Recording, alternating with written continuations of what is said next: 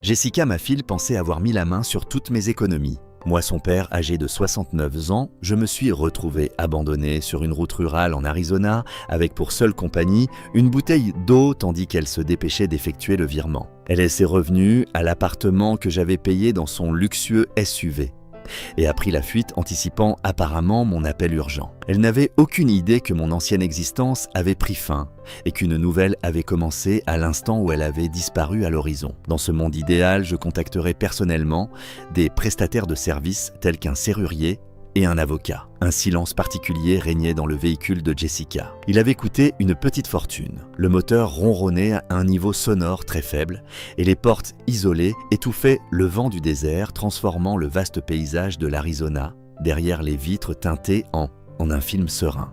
Avec les cactus saguaro stoïques et les formations rocheuses rouges qui défilaient comme de vieilles connaissances, je me suis assis sur le siège passager. J'allais emmener sa mère Laura dans ce voyage chaque année comme notre escapade annuelle. Même lorsque Laura Estier est partie, j'ai continué cette pratique dans l'espoir que Jessica apprécie un jour la grâce subtile que sa mère admirait. Cependant, Jessica ne voyait dans le silence qu'un vide à combler. Alors qu'elle parlait au téléphone avec son mari Kyle, le silence artificiel de l'habitacle était rompu par sa voix incisive et assurée. Pensant que toute personne à portée de voix serait fascinée par ses affaires, elle avait mis le téléphone en mode haut-parleur, ce que je trouvais arrogant. Cependant, cela ne l'intéressait pas. Je l'ai dit.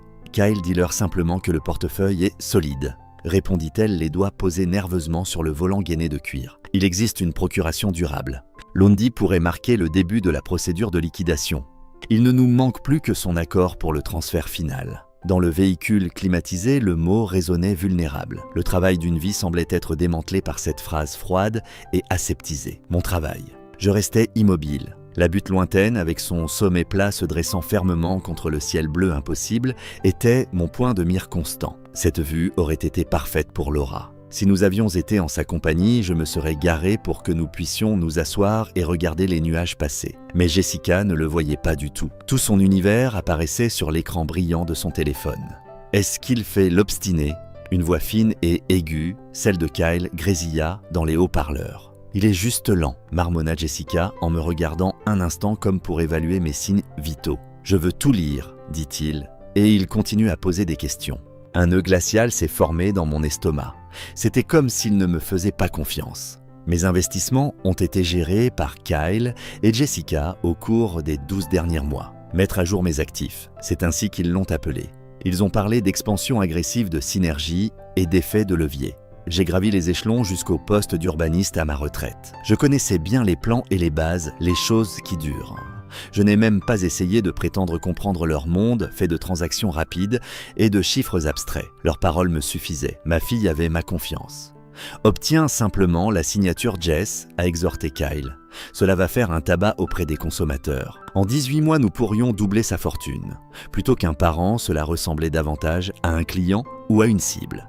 Pas celui qui lui avait appris les ficelles du métier, qui l'avait accompagné à son premier jour d'école, qui avait payé ses études, qui lui avait maintenant donné les mots pour vendre son avenir. Sa stratégie la plus récente était ce voyage. Elle avait l'intention de me faire signer une pile de documents à l'hôtel ce soir qu'elle avait apporté dans une mallette. Elle justifiait cela comme une étape importante pour garantir son héritage et rationaliser les processus pour toutes les personnes concernées. « Papa », avait-elle murmuré. Cela aurait été évident pour Laura. Son attitude était douce, mais son regard ne faiblissait jamais. Elle avait un don étrange pour voir au-delà des apparences et aller au fond des gens. Malgré son charisme naturel et ses chaussures coûteuses, elle avait toujours eu des doutes sur Kyle. « David, le caractère d'un homme ne se trouve pas dans son costume », répondait-elle. « L'indice se trouve dans sa poignée de main », disait la source. Kyle serrait fermement la main, mais son expression était celle d'un calcul constant. Mes souvenirs d'elle auraient dû me guider.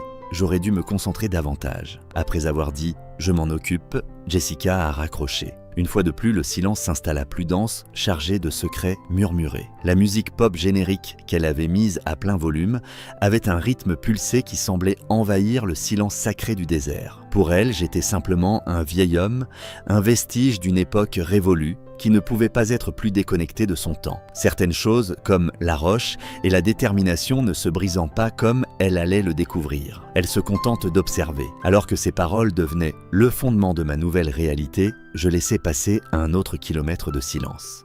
Je détournai le regard et croisai le sien. Malgré le tremblement dans ma poitrine, ma voix resta sereine. « Dis-moi, Jessica, de quel investissement s'agit-il » Elle serra plus fort le volant. Je remarquai le moindre mouvement. « Ce n'est pas grave, papa, juste quelques ajustements au portefeuille. Kyle s'en occupe. Tu as parlé de liquidation, ai-je corrigé en gardant un ton neutre. De plus, une procuration durable. Il semble que cela nécessite plus qu'un simple ajustement. Je suis propriétaire de cette somme. » Une brève expression d'irritation a traversé son visage lorsqu'elle a exigé de connaître l'état d'avancement de l'affaire. Derrière la façade de la fille adorable se cachait l'héritière impatiente. « Tu ne comprends tout simplement pas, » s'écria-t-elle, la femme. La situation actuelle du marché est complexe. Notre objectif est d'être proactif. Notre objectif est de créer un héritage durable. Ce qui nous attend. Alors j'ai demandé, ou ce qui t'attend, quand j'ai vu que tu semblais vouloir tirer profit du travail de toute ma vie, j'ai craqué. La fureur jaillit du fond de ma rage refoulée. Ah, regardez-nous, David le Saint et ce qu'il a accompli au cours de sa vie. Papa, ce n'est que de l'argent. Ces fonds ennuyeux et peu rentables sont en train de prendre la poussière. Avec Kyle, nous pouvons en tirer profit et créer quelque chose de vraiment remarquable. Jessica, ce n'est pas une question de danger. Tu es trop âgée et trop effrayée pour prendre des risques. Le respect est au cœur de tout cela, ai-je dit, ma voix devenant légèrement plus aiguë pour souligner mon propos.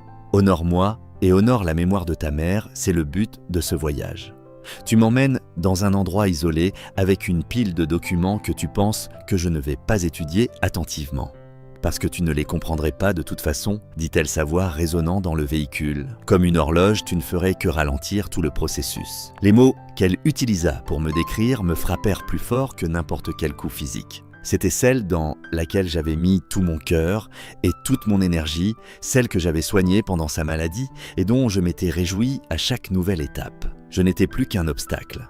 Elle a crié si fort que la voiture a dévié sur le côté de l'autoroute, soulevant un nuage de poussière rougeâtre dans le ciel. Elle s'est arrêtée dans un crissement de pneus. Sous l'immense ciel indifférent, nous étions à des kilomètres de tout, avec pour seule compagnie un véhicule solitaire. Peut-être que tu as besoin d'un peu de temps seul pour y réfléchir si tu ne peux pas me faire confiance, dit-elle avec colère, le visage déformé par la rage. Alors que j'essayais de comprendre ce qui se passait, elle sortit du véhicule, claqua la portière et vint se placer à mes côtés. Elle ouvrit la portière côté passager. « Va-t'en » Dans un état de stupeur, je la regardais. Quoi, elle cria. « Sors » d'une voix basse et menaçante. « Notre dispute est terminée. J'en ai marre d'être freiné. » Elle alla à l'arrière et attrapa ma vieille valise usée que j'avais conservée pendant les 3 dernières décennies. Elle la jeta sur le sol sale. Elle a ensuite récupéré la bouteille d'eau qui se trouvait sur mon siège et l'a jetée à côté de la valise. Tu peux m'appeler quand tu seras prêt à cesser d'être un obstacle et à commencer à être un père présent, a-t-elle répondu, sa voix trahissant son animosité. Elle savait que la région n'était pas couverte par le réseau mobile. Le dernier coup de poignard vicieux a été ces mots. Les jambes tremblantes, je suis sorti du véhicule. Était-ce bien réel? Cela me semblait incroyable. C'était Jessica, ma fille. Plus étrange encore, la femme qui se tenait devant moi avait le regard dur et glacial. Elle a claqué la porte et appuyé sur l'accélérateur après avoir repris le volant, m'ignorant une fois de plus. Le SUV haut de gamme a projeté des cailloux sous ses pneus en reprenant l'autoroute à toute vitesse. Alors que mon unique enfant s'éloignait m'enveloppant dans un nuage de poussière rougeâtre, je restais là, un homme de 69, en seul au bord d'une route déserte. Mes chaussures, mes vêtements et ma peau étaient recouverts de poussière qui se déposait progressivement. Un silence absolu envahit les lieux. Le seul bruit était le léger bourdonnement de la chaleur de l'asphalte et il y avait un silence complet, ni vent, ni autre véhicule. En peu de temps, le SUV avait disparu dans les airs. Je me retrouvais seul. J'ai jeté un coup d'œil à la bouteille d'eau puis à mon sac de voyage. Ma première réaction a été un sentiment écrasant de terreur glaciale. La ville la plus proche était à des kilomètres. Le soleil était implacable. Un homme de mon âge n'aurait pas beaucoup de chance ici. Cependant, une sérénité étrange et inattendue m'a ensuite envahi. Même si la surface était parfaitement propre, le ressentiment et la douleur étaient toujours là. Vivant dans un voile de déni, J'avais excusé pendant des années l'égoïsme et l'avarice de Jessica et Kyle. Je m'étais convaincu qu'elle m'aimait, mais que son amour était motivé par l'ambition. Cependant, tout avait été effacé par la poussière des pneus. Ce n'était pas comme si elle m'avait abandonné sur le bord de la route. Sa véritable identité m'avait été révélée. Elle m'avait montré ce que je représentais pour elle. Mon rôle n'incluait pas celui de parent. Je n'étais rien de plus qu'un gaspillage de ressources et un obstacle à éliminer. Le ciel me semblait immense et solitaire lorsque je levais les yeux. Laura me vint à l'esprit. Je repensais à la vie que nous avions construite ensemble, aux principes que nous avions défendus. Il était important pour nous de laisser un endroit dans un meilleur état que celui dans lequel nous l'avions trouvé, tout comme il était important de travailler dur et d'être honnête. Jessica avait tout laissé derrière elle. Elle m'avait laissé en plan. Une détermination de fer remplaçait le choc paralysant. Ici, je n'allais pas périr. Je n'allais pas passer mon temps à supplier qu'on me fasse grâce au téléphone. Il n'y avait aucun signe de l'homme qu'elle avait abandonné.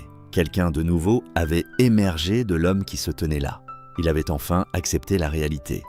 J'ai lentement bu l'eau de la bouteille après avoir dévissé le bouchon. Même si elle était tiède, l'eau avait un goût plus pur et plus transparent que tout ce que j'avais jamais goûté. Puis j'ai remis mon bouchon, j'ai pris la poignée de mon vieux bagage et je me suis retourné pour affronter le difficile voyage qui m'attendait. Je me suis mise en route. Je n'avais aucune idée de la direction que je prenais, mais j'étais sûr d'une chose. Elle m'avait laissé derrière elle. Je marchais vers moi-même. On aurait presque pu cuisiner sur l'asphalte. J'ai rassemblé toutes mes forces pour chaque pas sur le bas-côté de l'autoroute. Le seul bruit qui venait troubler le silence était celui de mes chaussures de ville crissant sur le gravier, tandis que le soleil tapait fort sur ma tête. À partir de là, j'ai continué à avancer. Derrière moi, il ne restait plus qu'un tourbillon de poussière enveloppé d'un spectre. J'ai continué à marcher en fixant mon regard sur un point lointain à l'horizon. Je ne m'étais pas senti aussi indépendant depuis longtemps.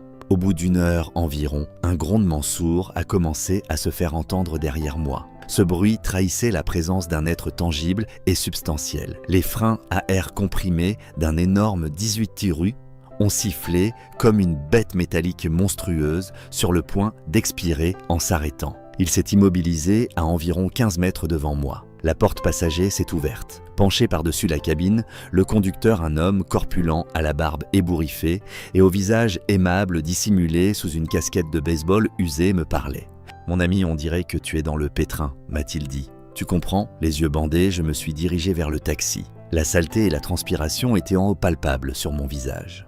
J'ai dit que j'avais eu des problèmes avec ma voiture quelques kilomètres plus tôt. Mentir était facile et sans complications. C'était plus un mensonge pour préserver ma vie privée qu'un mensonge par honte. J'étais réticent à abandonner mon nouveau et précieux bien toute l'histoire. « Mon téléphone ne capte pas de réseau », dit le chauffeur avec un hochement de tête nonchalant. C'est courant dans cette région. Les commodités modernes sont largement ignorées par le désert. Je m'appelle Gus. Vous pouvez me dire où vous allez. Une fois que nous aurons atteint la prochaine ville, ai-je répondu. La plus proche. Gus m'a fait signe de m'asseoir et m'a dit « Eh bien, montez, je devais me rendre à la gare routière. Je peux vous emmener à Kingman. » C'était déjà mieux que de rester debout parmi les reptiles. En agrippant fermement la poignée usée, j'ai soulevé mon sac pour le mettre dans le taxi. La cabine du camion était froide et dégageait une légère odeur de carburant et de café. L'air était chargé de l'odeur du travail, rappelant que notre société ne fonctionne pas avec des promesses vaines, mais avec des produits concrets et des délais stricts. Je trouvais cela rassurant. « J'adore ça plus que tu ne le penses, Gus », murmurai-je en m'installant dans le siège étonnamment confortable. « N'en parle pas », dit-il en gémissant et en ajustant les larges vitesses. Le véhicule fit une embardée en avant et reprit la route. Tu ne peux pas laisser un gars en plan. Mauvais karma. Après cela, nous n'avons pas échangé beaucoup de mots. Gus semblait comprendre que je n'étais pas d'humeur à parler. Dès qu'il a allumé une station de rock classique, l'air s'est rempli du son réconfortant des guitares. Comme en pilote automatique, le paysage que j'avais parcouru auparavant défilait à toute vitesse. Le désert semblait moins dangereux et plus pittoresque depuis cette position surélevée. Je pouvais voir les motifs dans les rochers et la ténacité des cactus. D'un certain point de vue, tout était relatif. Gus m'a déposé à une gare routière poussiéreuse à la périphérie de la ville. Il a simplement refusé l'argent que je lui ai offert en signe de gratitude, après l'avoir remercié une fois de plus. Ses derniers mots ont été allés.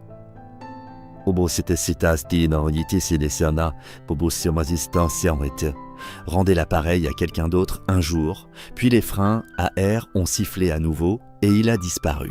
L'air à l'intérieur de la gare était lourd, imprégné d'une odeur de désinfectant et inhabituellement calme.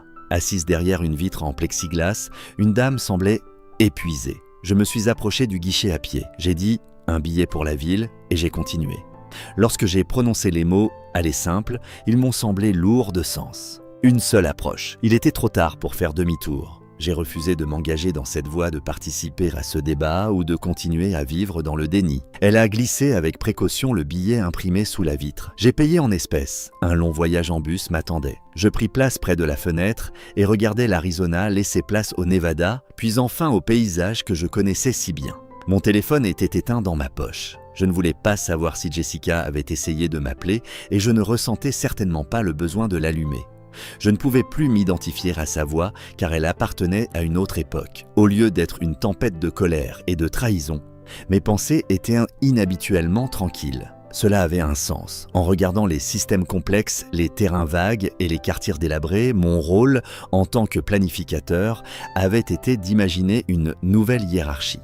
Les nouveaux bâtiments seraient ma spécialité. Je les concevrais, les dessinerais et les construirais. Les lignes électriques se fondaient en un seul fil contre le ciel et je savais que je faisais ce qu'il fallait. Un projet de développement mal orchestré était devenu ma vie. L'amour et le respect mutuel formaient une base solide que Laura et moi avions construite. Cependant, le bâtiment qui reposait dessus était tombé en ruine. Ni Jessica ni Kyle n'étaient occupés à construire. Petit à petit, ils le détruisaient pour sa valeur à la casse. Ils m'ont confondu avec le monument historique qu'ils prévoyaient de démolir. Ils se sont trompés, ils avaient oublié que j'avais dessiné les premiers plans. L'emplacement de chaque pilier était clair comme de l'océan de roche pour moi. Je connaissais bien les règlements de zonage et je savais également que pour préserver les fondations, il est souvent nécessaire de raser toute la structure qui repose dessus. En entrant dans les limites municipales, le bus a ralenti. La silhouette familière de la ville reflétait la lumière du soir. J'avais l'habitude de travailler dans ces gratte-ciels et ces canyons de béton.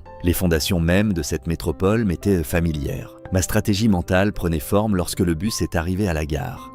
Il n'y aurait ni cri ni moment dramatique. Le processus de démolition se déroulerait de manière calme et méthodique. Un appel téléphonique décisif mettrait tout en marche. J'avais déjà décidé qui contacter. Le taxi m'a déposé au bout de l'allée. Après avoir payé le chauffeur, je me suis arrêté un instant pour contempler ma maison. Jessica préférait les demeures en verre et en acier, mais celle-ci n'était pas tout à fait à la hauteur. Parmi les chênes que Laura et moi avions plantées quand nous étions petits, se dressait une solide et discrète maison coloniale en briques de 2 étages. Chaque brique était imprégnée d'un souvenir. C'était la maison où nous avions élevé notre fille. Je me sentais chez moi. Dans ma paume, la clé me semblait à la fois familière et froide. Elle s'enclencha dans la serrure comme si elle avait connu des jours meilleurs. Un silence s'installa lorsque la porte s'ouvrit.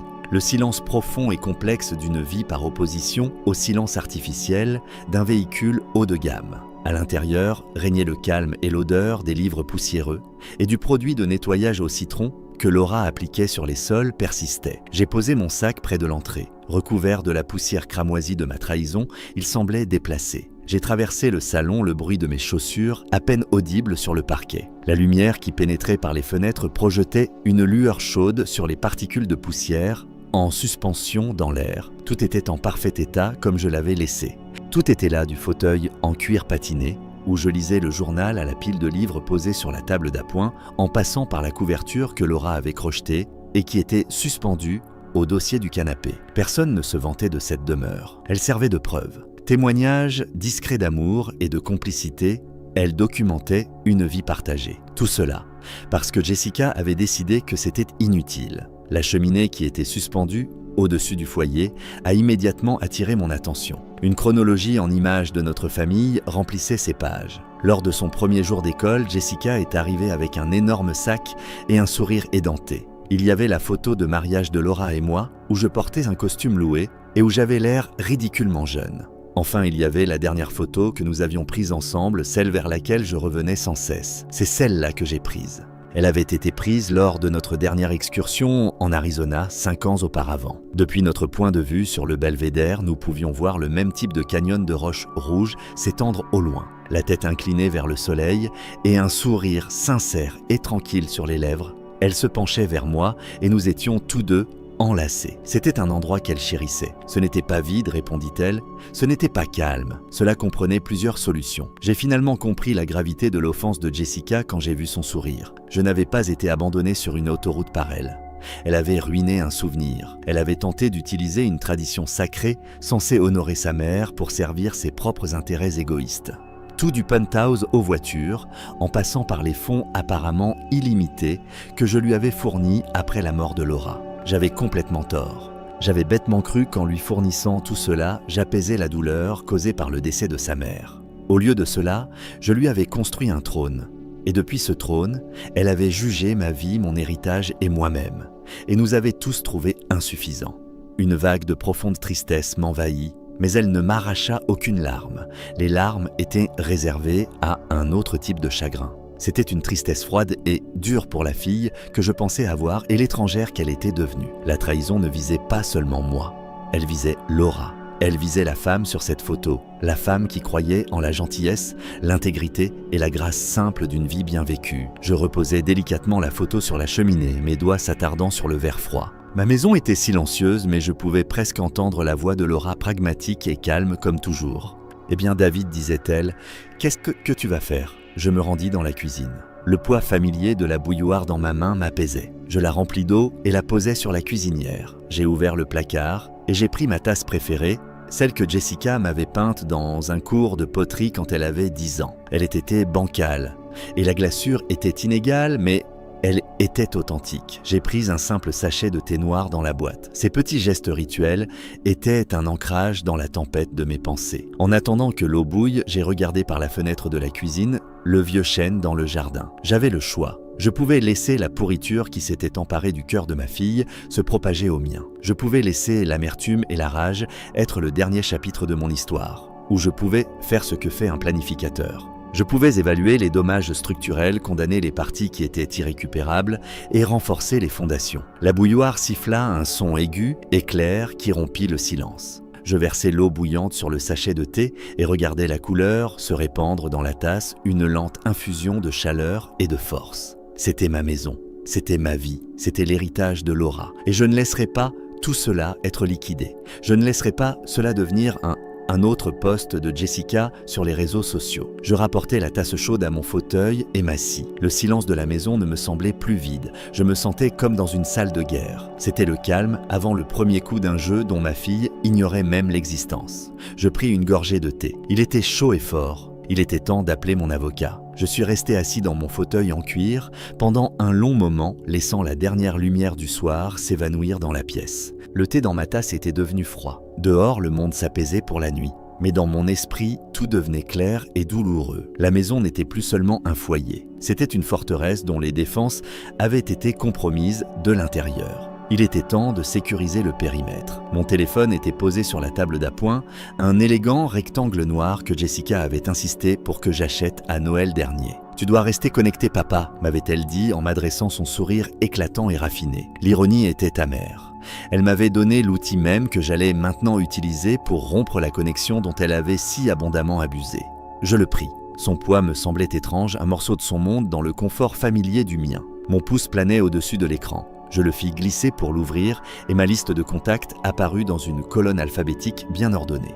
Mon doigt fit défiler les membres de ma famille, mes anciens collègues, le numéro de la bibliothèque locale. Je vis son nom, Jessica, accompagné d'une photo d'elle souriante prise lors d'un gala de charité que j'avais payé. Je regardais la photo pendant un moment. Le sourire n'atteignait pas ses yeux. Il ne l'avait jamais fait. Je continuais à faire défiler sans m'arrêter. Puis je trouvais le nom que je cherchais, Ben Carter. Ben n'était pas seulement un avocat. Il était un repère dans la topographie de ma vie. Nous nous connaissions depuis près de 50 ans, depuis que nous étions deux jeunes hommes ambitieux qui essayaient de faire leur place dans le monde. C'était lui qui avait examiné l'hypothèque de cette maison. C'était lui qui m'avait tenu la main littéralement dans la salle d'attente de l'hôpital la nuit où Jessica est née. Lui et sa femme étaient nos amis les plus proches. Laura l'adorait. « Ben vois le monde en noir et blanc », disait-elle souvent avec tendresse. C'est réconfortant de savoir où se trouvent les limites. Après le décès de Laura, c'est Ben qui m'a aidé à mettre en place la fiducie initiale, celle qui était destinée à subvenir aux besoins de Jessica,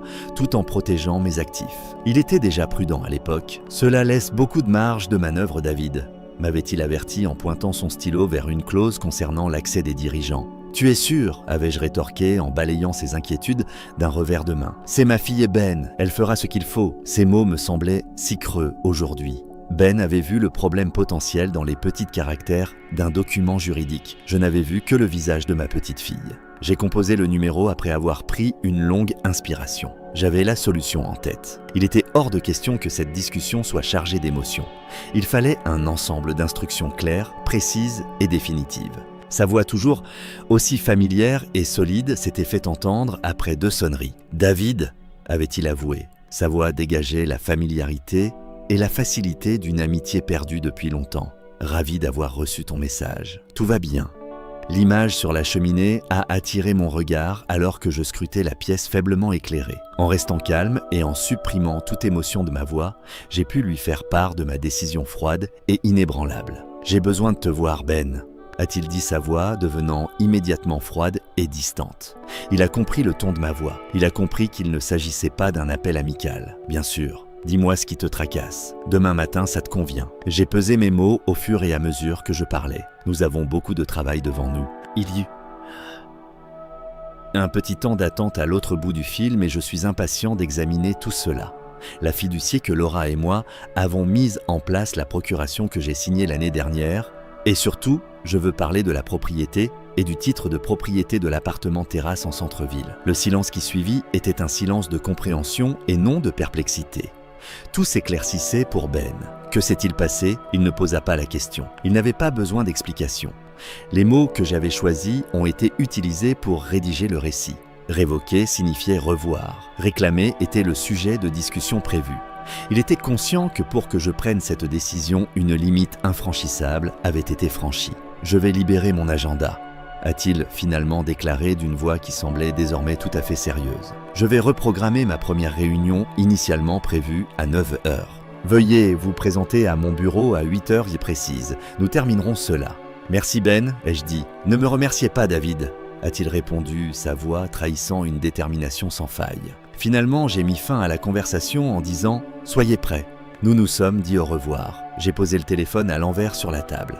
Une première action a été lancée. Un jeu auquel je n'avais aucune envie de jouer avait déjà commencé. Seul le poids sombre et lourd du besoin pesait sur moi. Je ne ressentais ni plaisir ni frisson à l'idée d'une vengeance imminente. Tout ce que j'avais fait pour mon enfant avait été fait de mes propres mains. À l'avenir, j'ai l'intention de consacrer mon temps et mon énergie à réparer mes moteurs. Il ne s'agit pas d'une tentative de punition, mais plutôt d'une défense des principes sur lesquels ma femme et moi avions bâti notre vie. Toute trace de lumière du jour avait disparu. Une lumière tamisée emplissait la maison. Cependant, j'avais enfin une bonne vue sur la route à suivre pour la première fois de la journée. Perché au 32e étage d'un gratte-ciel, le bureau de Ben Carter offrait une vue imprenable sur la ville en contrebas. La colonne vertébrale structurelle de la ville, un panorama de béton d'acier et de verre que j'avais consacré ma vie professionnelle à façonner était visible depuis sa fenêtre. Mais son lieu de travail dégageait une atmosphère d'antiquité. D'épais volumes juridiques reliés en cuir, imprégnés de précédents et d'histoire, tapissaient les murs de la pièce. Massif et imposant, son bureau était en acajou. C'était là que les sentiments étaient formalisés en jargon juridique. C'était un espace conçu pour les faits. Assis derrière son bureau, Ben feignait l'impartialité, les mains croisées devant lui. Je le connaissais trop bien. Dans son regard, je voyais la tempête qui se préparait. Tout lui avait été rapporté.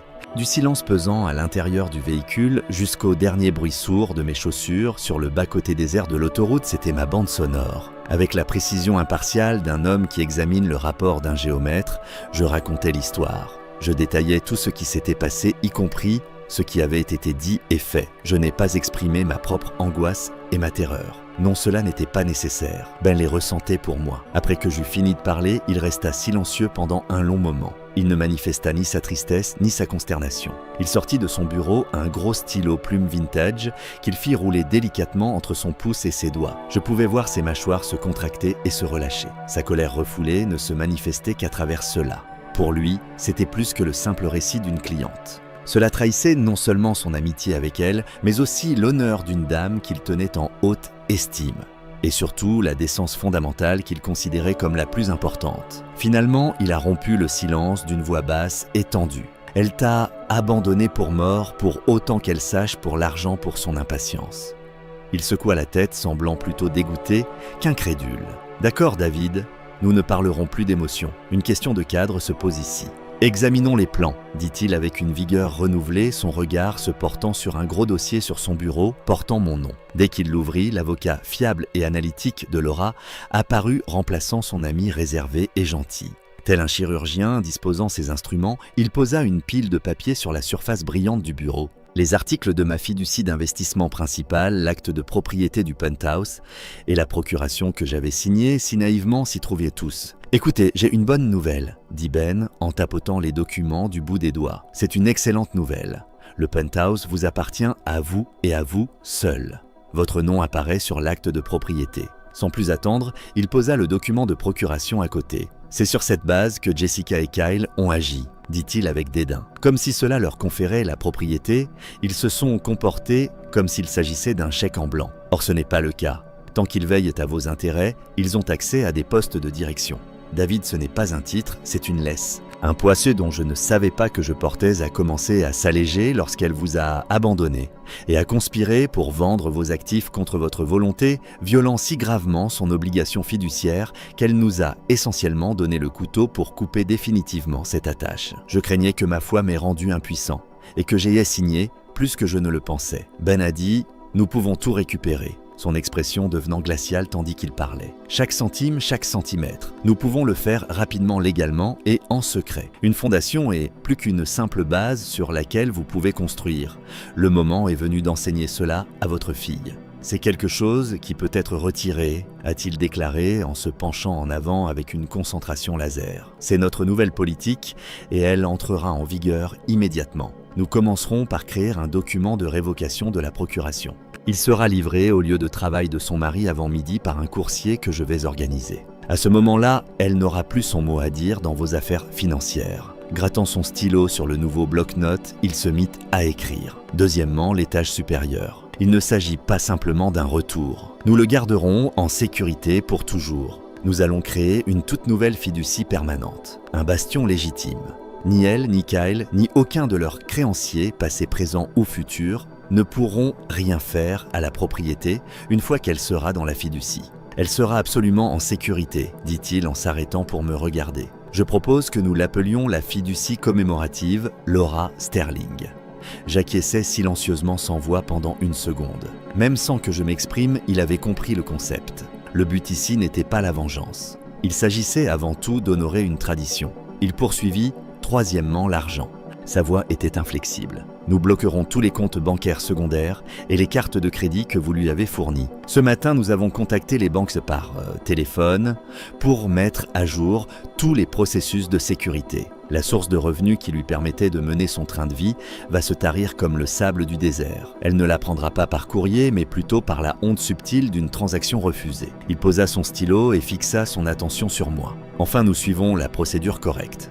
Il n'y aura pas d'appel téléphonique furieux ni de confrontation de votre part. Afin d'informer officiellement votre femme et son mari de toutes nos actions et de leur base juridique, mon entreprise enverra une lettre recommandée. S'il tend cette nouveau de mettre la main sur vos biens, ils seront avertis que des poursuites judiciaires seront immédiatement engagées. Il m'a tendu un document me promettant qu'il serait formel, glacial et sans appel. Vous l'avez deviné, le formulaire de révocation. C'est le point de départ, David, m'a-t-il dit. J'ai pris le lourd stylo-plume qu'il m'a tendu et j'ai signé comme il me l'avait demandé. Dans ma paume, il semblait solide et authentique. Ma signature est depuis longtemps un symbole de ma confiance et de ma générosité. À ce stade, il s'agissait d'un effort de préservation. J'ai étudié la ligne qui traversait le bas de la page. Ce n'était qu'un espace vide attendant qu'on lui donne un nom. Bonjour, je suis cette personne. J'ai posé la plume du stylo sur le papier après avoir dévissé le capuchon. Tout ce qu'on pouvait entendre dans la pièce était le bruit du stylo grattant le papier. Ce bruit ressemblait à celui d'une porte qui se verrouille. C'était le bruit d'une fondation qui se reconstruit. Je suis rentré chez moi depuis le lieu de travail de Ben juste avant l'heure du déjeuner. Il n'y avait aucune ombre dans la maison car le soleil matinal brillait de mille feux. Cette rencontre a changé ma perception du monde comme si un voile avait été levé. J'avais désormais une direction claire à suivre. Les instructions étaient simples et faciles à suivre. C'est ici devant la porte de ma maison plutôt que sur un document officiel que se trouvait la première étape. Je suis resté debout. J'ai gardé mon manteau tout le temps.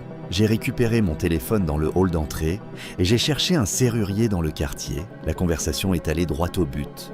J'ai besoin de remplacer toutes les serrures extérieures de ma résidence. Ai-je informé le type qui est venu à mon secours? Si c'est possible, ce serait parfait aujourd'hui. L'arrivée d'un jeune homme vêtu d'une chemise de travail bleue a été retardée de moins d'1 heure. Il dégageait un air de professionnalisme calme et sa boîte à outils semblait contenir toutes les solutions imaginables à un problème d'accès. Il ne m'a pas demandé pourquoi j'avais besoin de nouvelles serrures. Puis il s'est mis au travail. Non pas pour me détendre, mais pour témoigner, je lui ai préparé une tasse de café et je me suis affalé dans mon fauteuil inclinable. Le premier bruit audible fut le grattement aigu du tournevis sur l'ancienne serrure en laiton au-dessus de la porte d'entrée. On aurait dit qu'un maillon était soigneusement défait, comme s'il était démonté avec précaution. Jess a longtemps détenu la clé de la serrure. La liberté d'aller et venir à sa guise était quelque chose qu'elle avait commencé à considérer comme acquis depuis longtemps. Je pouvais sentir ce droit immérité lui être retiré à chaque tour de tournevis. Alors que le serrurier s'efforçait de nettoyer le trou dans la solide porte en chêne, un sifflement aigu presque chirurgical résonnait dans la perceuse électrique. Ce bruit était intrusif, comme le bruit du changement. Il y avait un changement audible distinct, comme si quelque chose avait été irrévocablement modifié. C'était l'agonie qui accompagnait le renforcement d'une défense, l'exposition d'une vulnérabilité, afin de consolider la structure. Il déballait le nouvel équipement et j'écoutais. Le bruit sec de l'emballage en plastique annonçait l'arrivée de quelque chose de neuf et de préservé par le temps. La nouvelle serrure était solide et imposante et elle inspirait un sentiment de sécurité. Il la mit en place avec économie et précision. Le son tant attendu finit par retentir. Il commença par installer la nouvelle serrure en la glissant dans son logement. Elle ne s'enclencha pas. Il y eut un bruit sourd et imposant. Une barre d'acier massive insérée dans un cadre renforcé produisit un son résonnant. On aurait dit que quelqu'un déclarait une frontière. Le claquement d'un portail. Un petit anneau contenant 3 clés nouvellement taillées était son cadeau pour moi. Celles que je tenais dans ma main étaient solides et nettes. Dans ma propre vie, elles étaient comme des clés. J'ai également eu l'expérience unique d'être le seul gardien. La porte d'entrée a été fermée après son départ. Un clic plus net, plus précis et plus profond que le précédent a définitivement bloqué le loquet. Pendant un moment, je me suis contenté de rester debout et d'écouter le silence retrouvé de ma maison. Bien qu'il ait été transformé d'un espace de confiance vulnérable, la maison et la chambre restaient les mêmes. J'étais enfin responsable et c'était un bastion. Tenir ce stylo plume lourd était comme tenir une relique d'une époque révolue. Ben avait gardé ce stylo pour les occasions spéciales. Les documents qui allaient en bouleverser ma vie étaient étalés devant moi en une pile propre et intimidante. Avec un air posé, un assistant juridique les avait apportés et les avait utilisés pour tracer l'avenir. Ben me présentait une dernière fois les plans de la structure qui allait devenir mon choix. Il posa le document principal sur le dessus de la pile, puis la repoussa. Une couverture bleue unie renfermait son contenu dense. Le nom Laura Sterling Memorial Trust était imprimé en caractères soignés et conservateurs sur le devant. Il semblait inhabituel et approprié de voir son nom inscrit de manière si professionnelle. Comme un témoin silencieux et approbateur, elle semblait être là avec nous. « Le bastion est ici, David », dit Ben d'une voix basse mais déterminée. Puis il tapota la boîte. Le transfert de l'appartement terrasse et de vos autres propriétés importantes au trust sera juridiquement contraignant et surtout irrévocable une fois que vous aurez signé le document et que nous l'aurons déposé auprès du greffier du comté cet après-midi. Il ouvrit le document à une page spécifique qui était déjà marquée d'un petit onglet jaune. Bénéficiaire, section 3. Il me passa la feuille pour que je la lise. Alors que je parcourais rapidement l'épais document juridique, mes pensées restaient fixées sur le nom qui y figurait. Jessica Thorne n'était pas la bonne personne. Laura avait été bénévole à la Haven House for Women, un refuge pour femmes pendant plus de 10 ans. Laura se souciait vraiment de cet endroit, dit Ben, semblant interpréter mes pensées. Elle ne semblait jamais épuisée lorsqu'elle revenait de leur collecte de fonds. Au contraire, elle était pleine d'énergie. La véritable richesse, disait-elle, ne se mesure pas en biens matériels, mais en capacité à offrir un nouveau départ à une autre personne. Il attendit que le souvenir d'elle s'imprègne avant de continuer. Je lus les lignes suivantes. Il semblait juste que la propriété achetée avec l'argent que vous aviez gagné ensemble soit utilisée pour honorer son héritage afin d'offrir à d'autres femmes un endroit sûr où se réfugier. J'étudiais les mots sur la page. House of Haven, un sanctuaire. Pour moi, c'est une fois de plus ce qu'est devenu ma propre maison. Pour beaucoup de proches de Jessica, le penthouse était devenu le symbole de son privilège. La symétrie était parfaite. Ben tourna la page. Trésorier et administration, section 5. Il désigna une ligne. Un administrateur à vie a été nommé.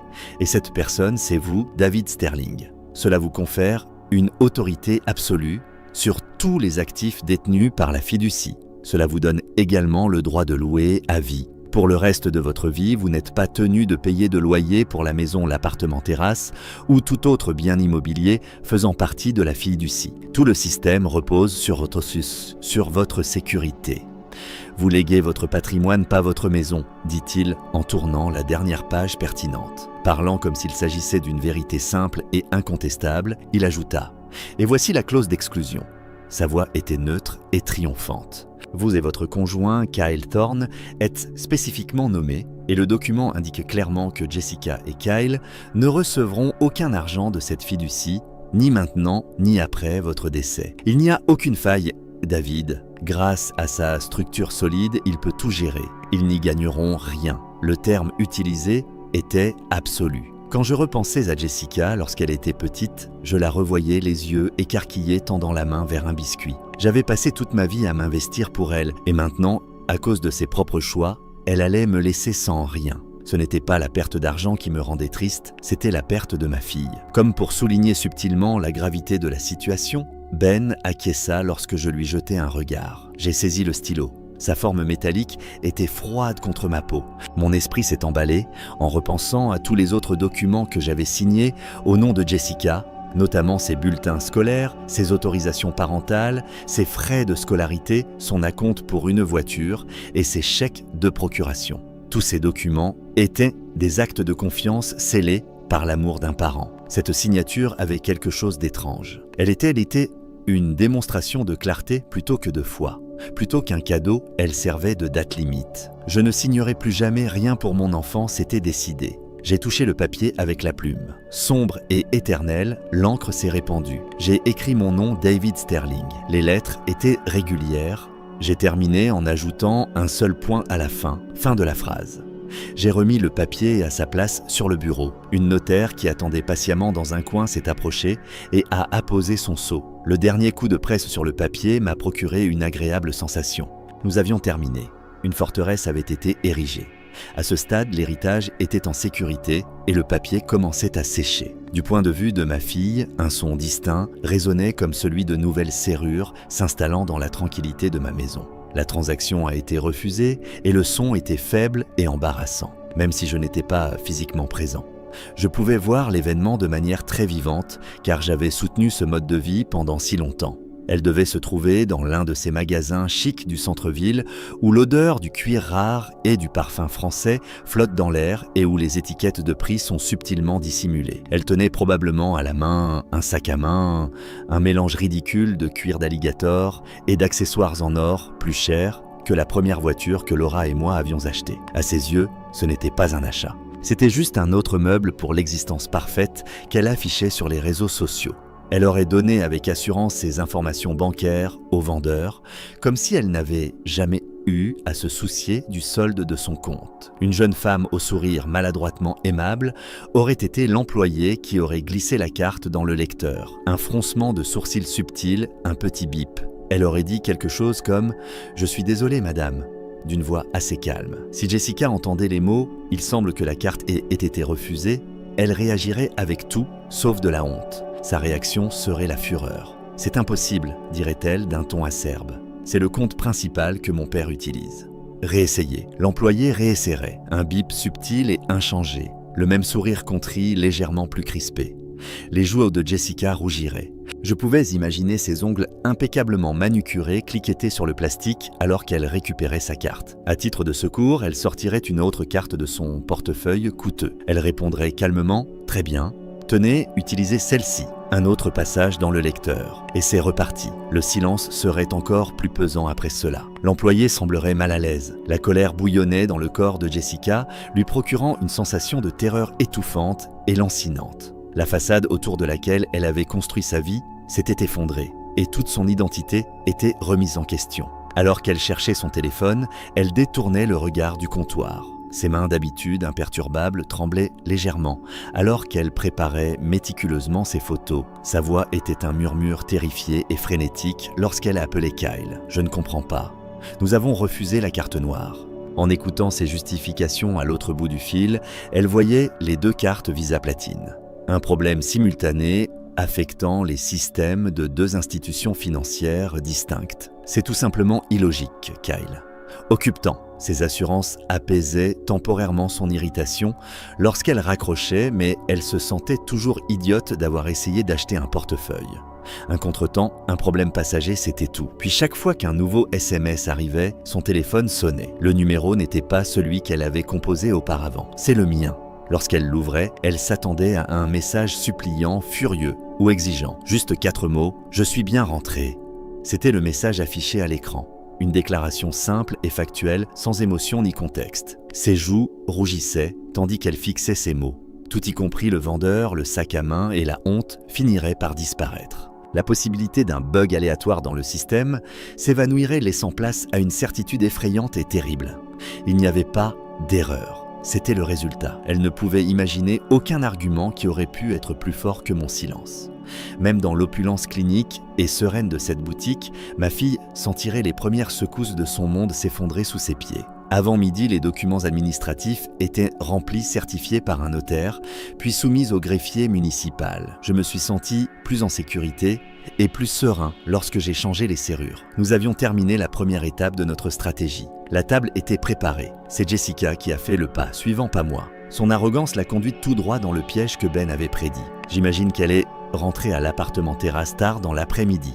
Elle devait être épuisée par une journée frustrante, le refus de ses cartes de crédit et mon SMS laconique et froid qui lui trottait dans la tête. Elle cherchait probablement la bagarre armée d'une indignation vertueuse et prête à affronter le père qui avait osé lui causer des désagréments. Elle pensait probablement me trouver à l'intérieur en train de l'attendre et que quelques accusations bien placées et larmoyantes suffiraient à me faire reculer, à lui redonner accès à l'appartement et à lui présenter des excuses. Elle s'est approchée de la lourde porte polie de son domicile, un endroit qu'elle considérait comme faisant partie d'elle-même au même titre que son propre nom, et s'est préparée à affirmer son droit de propriété. La clé s'est glissée dans la serrure avec sa douceur habituelle. Elle aurait tourné son poignet avec l'assurance désinvolte de quelqu'un qui n'a jamais vu une porte lui refuser l'entrée. Mais cette fois-ci, le mécanisme ne céda pas. La clé s'arrêta, heurtant un obstacle solide et immobile. Sa première réaction aurait été une simple confusion. Elle aurait retiré la clé, l'aurait examinée comme s'il s'agissait d'un élément défectueux, puis l'aurait réinsérée. Elle ne tournait pas, la serrure ne lui obéissait plus. La confusion se transforma alors en agacement. Elle appuya sur la sonnette, non pas une seule fois, mais à plusieurs reprises, avec impatience le carillon résonnant faiblement dans l'appartement silencieux. « Papa !» appela-t-elle d'une voix aiguë. « Je sais que tu es là, ce n'est pas drôle. Ouvre la porte. » Seul le silence lui répondait, un silence profond et indifférent qui semblait se moquer d'elle. L'agacement commençait alors à se transformer en véritable colère. Elle abandonnait la sonnette et utilisait son poing frappant d'abord, puis cognant sur le bois massif. Le bruit était fort et désagréable dans le couloir feutré et recouvert de moquettes de l'immeuble de luxe. Son calme parfait, celui qu'elle entretenait avec tant de soin pour son public en ligne, commençait à se fissurer. Ses cheveux tombaient sur son visage, ses joues rougissaient sous l'effet d'un mélange de rage et d'un sentiment nouveau et inconnu, l'impuissance. « Papa ouvre cette porte immédiatement !» criait-elle, perdant le dernier vestige de contrôle qui lui restait. Elle était une reine, frappant aux portes d'un château qui ne reconnaissait plus son autorité. La porte, bien sûr, ne cédait pas. Ce n'était plus seulement une porte, c'était une déclaration. Finalement épuisée et à bout de souffle, elle s'arrêterait. Appuyant son front contre le bois frais, elle essaierait de reprendre son souffle, l'esprit en ébullition. Et c'est alors qu'elle le verrait. Cela n'aurait pas été évident au premier abord. Il s'agissait d'une simple feuille de papier soigneusement pliée en 3 et fixée à la porte à hauteur des yeux à l'aide d'un petit morceau de ruban adhésif. Ce n'était pas une note informelle. C'était officiel. Sa vue lui donnait un nouveau choc, une vague de terreur glaciale qui venait couper court à sa colère brûlante. D'une main tremblante, elle arrachait le papier de la porte. C'était un document officiel imprimé sur du papier épais filigrané. En haut de la page, on pouvait lire « Cabinet d'avocat Benjamin Carter ». Son souffle se bloquait dans sa gorge. Elle dépliait le papier. Ses yeux avaient du mal à donner un sens au langage juridique dense. Des mots et des phrases lui sautaient aux yeux, avis de transfert de titre, révocation de tous les droits d'utilisation et d'occupation permissifs, effet immédiat. Mais ce n'était que des termes techniques pour désigner un fait simple et brutal. Puis ses yeux se posaient sur la clause centrale, le cœur du document, l'explication de la serrure silencieuse et de la porte inflexible. Il s'agissait du nouveau propriétaire légal du bien, l'entité par laquelle elle avait été complètement et totalement remplacée. Le nom était imprimé dans une police claire, audacieuse, incontournable, The Laura Sterling Memorial Trust. Elle lisait le nom une fois, puis deux fois. Le papier tremblait entre ses mains. Ce n'était pas une punition, c'était une gomme. Elle n'avait pas seulement été exclue d'une propriété, elle avait été rayée d'un héritage. À sa place, au centre même de la vie qu'elle s'était appropriée, se trouvait le souvenir de la mère qu'elle n'avait pas su honorer. Debout dans le couloir silencieux, sous l'éclairage froid et encastrée avec une clé inutile dans une main et une vérité juridique inébranlable dans l'autre, ma fille allait enfin comprendre. Ce n'était pas un jeu, ce n'était pas une négociation, c'était un mur et elle se trouvait de l'autre côté. La vie juridique n'était pas une demande de conversation, c'était la conversation. C'était le début, le milieu et la fin de la seule discussion que j'étais prêt à avoir. Je savais ce qui allait se passer ensuite. Le choc ferait place à la rage et la rage se transformerait en une tentative frénétique et désespérée de reprendre le contrôle. J'étais assis dans mon fauteuil, un livre ouvert sur les genoux, lorsque les premières secousses de sa panique ont atteint mon salon tranquille. Mon téléphone était posé à l'envers sur la petite table en bois à côté de moi. J'avais désactivé la sonnerie. Je ne voulais pas entendre sa voix, pas même la sonnerie synthétisée qui lui était attribuée. Le premier appel s'annonça par un bourdonnement aigu et rageur contre le bois. La vibration était une intrusion discordante dans la paix du soir. Je ne bougeais pas, je ne le regardais même pas. Je savais simplement. L'écran caché à ma vue s'illuminerait avec son nom. Un moment de silence suivit, puis l'appel fut transféré vers la messagerie vocale. Puis presque immédiatement, le bourdonnement a recommencé encore et encore. C'était un battement de cœur frénétique et irrégulier, le pouls effréné d'un monde plongé dans le chaos. À travers les intervalles du bourdonnement, ma maison restait sereine. L'horloge de grand-père dans le couloir sonnait l'heure, ses sons graves et résonnants, mesurant un temps différent, un temps plus lent, plus délibéré. J'ai bu une gorgée de thé. La chaleur de la tasse en céramique était une présence réconfortante et solide dans mes mains. Dehors, une pluie légère commençait à tomber, tapotant doucement contre les vitres. Le téléphone, cependant, était au milieu d'un ouragan. Le bourdonnement s'est arrêté et a été remplacé par une série de vibrations rapides et successives, signalant l'arrivée de messages textes les uns après les autres. Puis les appels ont repris. Le 5e appel est devenu le 10e. Je regardais le téléphone trembler sur la table, petit objet noir possédé par l'hystérie de ma fille. La lumière de son écran s'échappait par le dessous, projetant une lueur pulsante et urgente sur le bois poli. C'était la partie du processus que je redoutais. Pourtant, je me sentais étrangement détaché de tout cela. C'était comme regarder une tempête faire rage derrière un mur épais et protecteur. Sa panique, sa colère, son incrédulité, rien de tout cela ne pouvait m'atteindre ici. J'avais pris ma décision dans le silence froid et clarifiant du désert. Je l'avais officialisée dans l'atmosphère calme et solennelle du bureau de Ben. Je refusais de la laisser me ramener dans le tumulte. Il n'y avait plus rien à dire. Mes actions étaient ma dernière déclaration.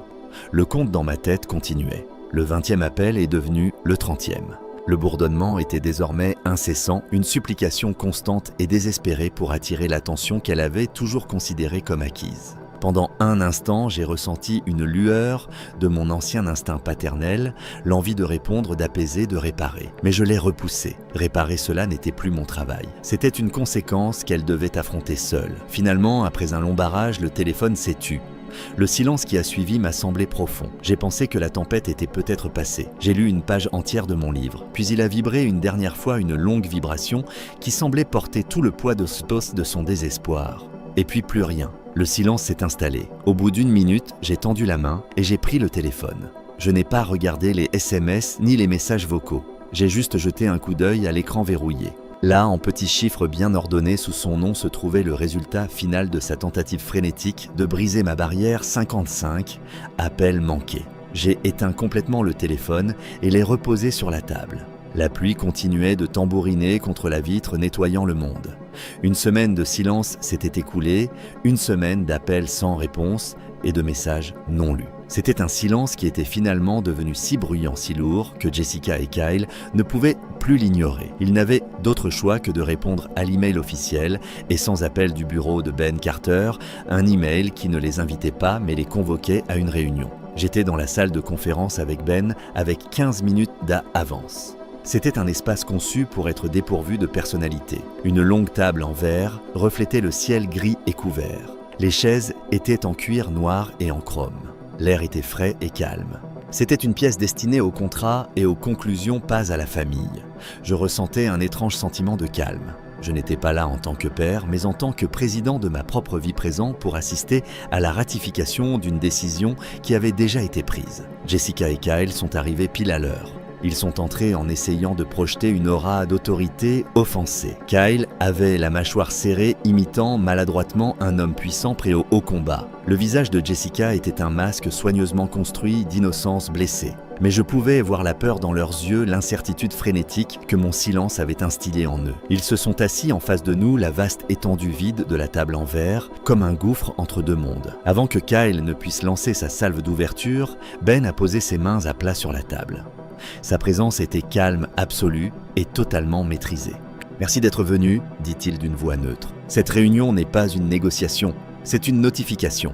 Je suis ici pour vous informer d'une série de mesures juridiques qui ont été prises par mon client M. David Sterling. Nous allons procéder de manière ordonnée. » Il fit glisser un seul document sur la table. Tout d'abord, il s'agit d'une révocation légale de la procuration. Depuis hier 11 art, votre autorité pour agir au nom de M. Sterling dans toute capacité financière a pris fin. Kyle s'empara du document, le parcourant d'un œil expert en droit. Jessica me regardait fixement comme si elle attendait que je lui fasse un clin d'œil pour lui dire que tout cela n'était qu'une blague. Ben continua d'une voix aussi régulière qu'un métronome. Il fit glisser un document beaucoup plus épais sur la vitre. Deuxièmement, voici l'acte de transfert déposé et enregistré pour la propriété située au 1400 Cityview Plaza, Penthouse B. La propriété a été transférée à une nouvelle fiducie irrévocable. Kyle redressa brusquement la tête. « Vous ne pouvez pas faire ça !» s'écria-t-il d'un ton moqueur. « Nous avons un intérêt direct dans cette propriété. Nous la gérons depuis longtemps. » Ben ne s'y a même pas. Il se pencha vers un autre dossier, l'ouvrit à une page marquée et le tourna pour que Kyle puisse le voir. Il s'agissait de l'accord de procuration original. Si vous voulez bien vous reporter à l'article 4, sous-section C, du document que vous avez vous-même conseillé à M. Sterling de signer et M. Thorne, vous remarquerez que tous les pouvoirs accordés sont subordonnés à l'obligation d'agir dans le meilleur intérêt du mandant. Je pense que vous constaterez que le fait d'abandonner un homme de 69 ans sur une autoroute isolée, sans accès à la nourriture, à l'eau ou à tout moyen de communication serait considéré par n'importe quel tribunal de ce pays comme une violation grave de cette obligation fiduciaire. Vous n'avez aucun intérêt personnel, vous n'avez qu'un passé de négligence grave. Le visage de Kyle pâlit. Il était si fier de son document juridique astucieux et Ben venait de le transformer en une arme contre lui. « Et en ce qui concerne votre gestion », dit Ben d'une voix plus froide. Il fit glisser un rapport mince relié en spirale sur la table. Il atterrit devant Jessica. « Voici un résumé des dépenses des comptes secondaires de M. Sterling dont vous étiez le signataire au cours des 18 derniers mois. » Il se pencha en arrière. Il comprend entre autres 15 000 $ pour une semaine dans un complexe hôtelier balinais, 8 000 $ pour une montre de marque pour M. Thorne, 22 000 $ pour un abonnement à un country club et un paiement mensuel récurrent de 6 000 $ répertorié uniquement comme conseil en mode de vie. Mon client ignorait qu'il avait engagé un consultant en style de vie. Jessica pâlit. Les chiffres sur la page étaient une accusation flagrante et indéniable de sa cupidité. Les arguments juridiques ne la concernaient pas, mais cela, elle, le comprenait. Son masque soigneusement construit finit par se briser. Tous les documents juridiques, tous les chiffres financiers n'étaient que des accessoires. Le dernier acte allait toujours être personnel. Elle tourna vers moi ses yeux remplis de larmes, la voix brisée par une tristesse feinte. « Papa », murmura-t-elle d'une voix tremblante, « comment as-tu… » as-tu pu faire ça? Après tout ce qui s'est passé, comment as-tu pu me faire ça? Je suis ta fille. » J'étais resté silencieux pendant toute la réunion, spectateur de la restructuration de ma propre vie. À présent, pour la première fois, je croisais son regard. Ses larmes ne m'ont pas ému. Elles n'étaient qu'une autre monnaie qu'elle avait l'habitude de dépenser. Je n'ai pas élevé la voix. Je n'ai pas énuméré ses trahisons. J'ai simplement fouillé dans la poche intérieure de ma veste et j'ai sorti une petite photo ancienne dont les coins étaient adoucis par le temps. Je l'ai fait glisser sur la table en verre. Elle a glissé sur la surface polie et s'est arrêtée juste devant elle. C'était une photo de sa mère. Laura se tenait au bord d'une route poussiéreuse, plissant joyeusement les yeux sous le soleil de l'Arizona, avec les formations rocheuses rouges du désert s'étendant derrière elle. C'était exactement le même tronçon de route où Jessica m'avait quitté. Jessica fixa la photo. Ses larmes, artificielles, cessèrent de couler. Son visage perdit toute couleur, laissant place à une pâleur maladive et cireuse. L'image sur la table était un fantôme, un témoin d'un crime qu'elle pensait avoir été commis en secret. Je me penchai légèrement en avant. Lorsque je pris enfin la parole, ma voix n'était ni en colère ni triste. C'était une simple constatation aussi froide et claire que le verre qui nous séparait. « Votre mère, dis-je, n'aurait jamais fait cela. » Je laissai les mots flotter dans la pièce silencieuse. Jessica ne pouvait détourner les yeux de la photo. Elle ne pouvait me regarder. Et son héritage, ajoutai-je d'une voix presque murmurée, ne sera pas exploité. Je repoussai ma chaise et me levai. Ben se leva avec moi. La réunion était terminée. Il n'y avait plus rien à dire. La vérité était là sur la table, capturée dans une photo défraîchie plus puissante que n'importe quel document juridique et plus définitive que n'importe quelle porte verrouillée. Après la réunion dans le bureau de Ben, il n'y eut plus de confrontation. Il n'y eut plus d'appels téléphoniques furieux, ni de SMS désespérés. Il n'y eut qu'un silence profond et grandissant. Je ne cherchais pas à avoir des nouvelles de Jessica et Kyle. Je n'en avais pas besoin. Une vie construite sur du sable n'a pas besoin d'une équipe de démolition. Elle s'effondre simplement sous son propre poids. L'histoire de leur nouvelle réalité m'est parvenue par fragments, petits morceaux d'une vie en ruine. J'ai appris par un cousin éloigné qu'ils avaient dû quitter l'appartement temporaire qu'ils avaient loué. Je les imaginais, non pas dans une expulsion dramatique, mais dans l'humiliation silencieuse du chargement de carton à l'arrière d'un camion de déménagement loué. Les vêtements de marque et les appareils électroniques coûteux sembleraient incongrus et déplacés dans le décor d'un complexe d'appartements banal en banlieue, avec sa peinture écaillée et ses balcons anonymes. Je les imaginais se disputer leur partenariat autrefois unis dans la poursuite facile de ma richesse, désormais fracturé par la dure réalité d'un budget commun. Quelques semaines plus tard, Ben m'a dit que la société de location de leur SUV de luxe les avait contactés. Ils ne parvenaient pas à localiser le véhicule. Finalement, il a été saisi, non pas dans le garage immaculé d'un penthouse du centre-ville, mais sur une place de parking dans un quartier qu'ils n'auraient jamais visité auparavant. L'image de ce monument étincelant à leur statut social, hissé sur une dépanneuse à plateau, était un symbole frappant. Le véhicule, tout comme leur style de vie, était une location, et le paiement était en retard depuis longtemps. Un après-midi poussé par une curiosité tranquille et persistante, j'ai consulté la page de Jessica sur les réseaux sociaux. C'était une ville fantôme numérique. Le dernier message datant d'1 mois la montrait en train de rire sur un yacht, une flûte de champagne à la main. La légende disait « Je vis ma meilleure vie ». Après cela, plus rien. Les mises à jour quotidiennes sur les repas coûteux, les voyages exotiques et les achats de luxe avaient cessé. Son monde soigneusement entretenu, autrefois un flux vibrant de perfection artificielle, était désormais un étang stagnant. Les milliers d'abonnés qui admiraient sa vie s'étaient tu passant à la prochaine chose brillante et scintillante. Son influence, son identité même, avait été construite grâce à mon argent. Lorsque l'argent a disparu, elle a disparu aussi. Ces images ne me procuraient aucune joie, seulement une profonde et durable tristesse. Ils n'étaient pas seulement confrontés à des difficultés financières. Ils étaient confrontés à la réalité pour la première fois. Ils apprenaient de la manière la plus dure qui soit qu'une vie ne s'achète pas mais se construit. Le filet de sécurité que je leur avais fourni pendant 38 ans en avait disparu. Ils étaient en chute libre et le seul qui se précipitait à leur rencontre était un monde de conséquences, un monde où il faut gagner sa vie et vivre avec les choix que l'on fait. Ils étaient enfin livrés à eux-mêmes, une leçon que j'avais essayé de leur enseigner toute ma vie sans succès. Quelques mois ont passé.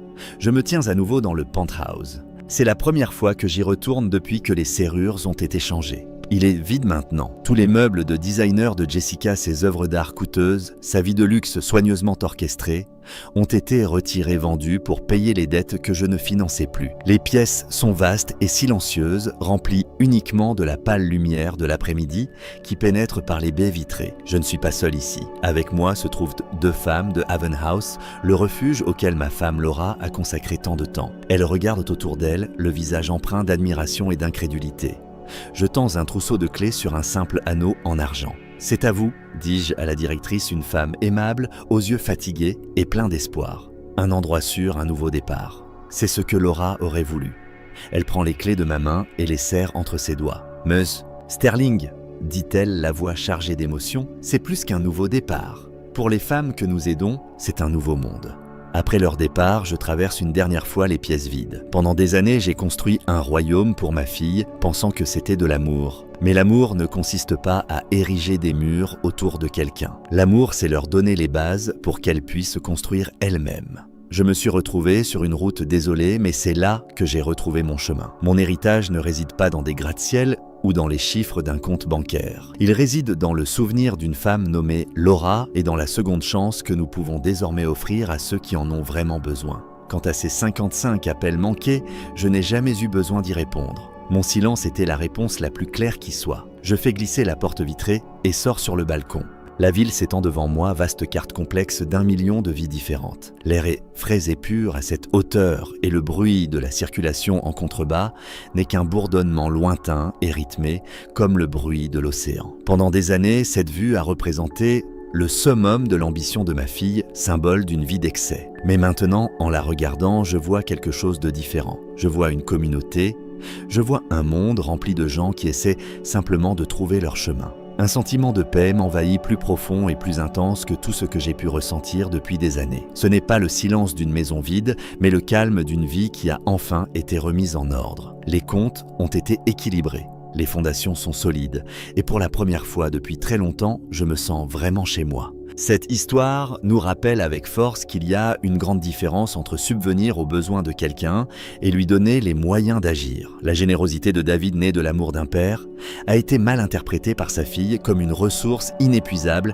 à laquelle elle avait droit. L'acte cruel de l'abandon n'était pas seulement une trahison, mais un moment de douloureuse lucidité. La leçon ultime est que fixer des limites n'est pas un acte de punition, mais un acte nécessaire de respect de soi. Cela nous enseigne que notre véritable héritage n'est pas défini par la richesse que nous transmettons, mais par les valeurs que nous défendons et la dignité que nous refusons d'abandonner. Avez-vous déjà dû faire le choix difficile entre aider un être cher et protéger votre propre respect de soi ?